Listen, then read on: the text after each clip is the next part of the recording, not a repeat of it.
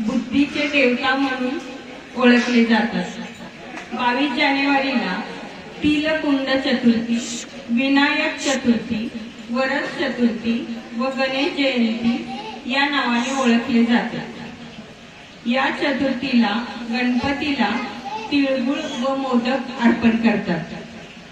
या दिवशी गणपती पूजा व गणेश अथर्व शीर्ष पठण केले जाते, गणेश चालीसा म्हटले जाते व आरती केली जाते। अशा या गजाननाचे पुढील भजन ऐकूया। देव गजानन रे वंदू देव गजानन रे, गजानन रे वंदू देव गजानन रे,